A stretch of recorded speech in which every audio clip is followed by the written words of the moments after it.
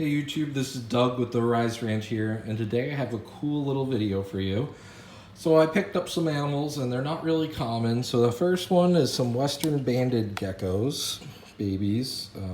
They're captive bred. Very, very cute little babies. So he says he houses them together. I don't know if I'm really going to do that, but we'll find out. But gorgeous animals. Very, very glad to get these three. I got them at a good deal. So we'll see how these guys do towards the future. Right here we have 1,000 large crickets, kind of basic. Now these guys are really cool.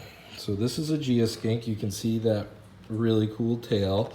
I still need to sex them, but this guy I got from one vendor at the show, and he hooked me up with a really amazing deal for this little one. This was the biggest one he had, so I took the biggest one.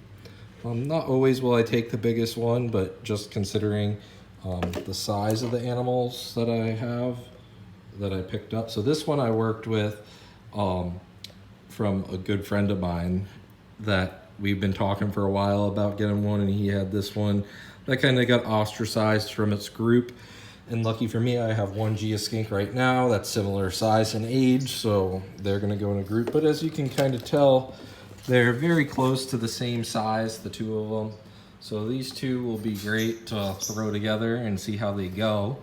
Obviously there is a quarantine period, but these are both captive bred baby geoskinks, and I have one other one, so I'll have a nice trio.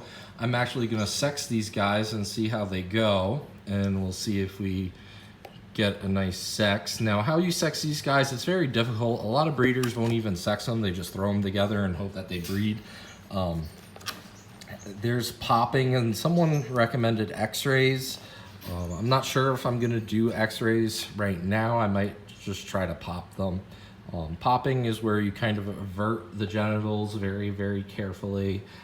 I am a veterinarian, so I'm not really too worried about hurting these guys. I'll fix it if anything comes, so they'll be all right. But just don't do that unless you're really comfortable with it. But there are some videos online about sexing these guys. So Evan, the guy I got this one from, put the birth date of when they came, 8-22, and this guy was in October, I believe. That's what the guy said.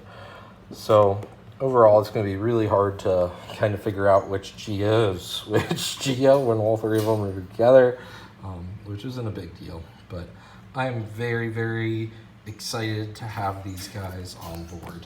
And there's the common name. If you guys want to search what a geoskink is, it's like G-I-D-G-E-E. All right, well, that wasn't all of it. I did pick up another animal, and this is a Bellabino Eclipse. Gorgeous female. I saw it. You might notice the logo. I think it's like Summers and Sons. I couldn't pass this up. I actually don't know if this is it should be a radar. There you go. You can kind of see solid eyes. This is going to be bred to a Blood Bell Sunglow. And I bought it because I love the carroting. The carroting is like 3/4 of the way down the tail. And I couldn't pass this animal up. And she's close to breeding weight, so she'll be potentially a really good breeder this year. Next up, apparently I was running low on some isopods. I killed off my dwarf whites by accident. They were left in a tub, so I picked up some dwarf whites. And I picked up some dwarf purples. So now I have both. And then you get a free one, so I got the little C's. Q-Bar's little C's. I did never purchase the little C's, but I got it for free, so I said, all right, I'll take the little C's, because it was a species I didn't have. So overall, I'm very, very happy with these animals. Very excited. 6 new animals.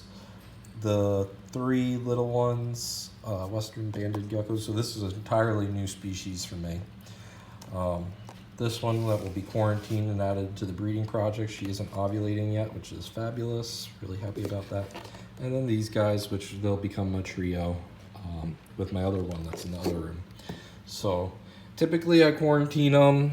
I'm gonna give these guys a physical exam individually and wash my hands in between, and then we'll decide how we're going to put these guys in enclosures. I have some custom enclosures coming. So what I'm probably going to end up doing is throwing the 3 geoskinks in one of the custom enclosures, and then figuring out what to do with my other reptiles. All right, guys, comment, rate, and subscribe, and let me know what you think. All right, take care.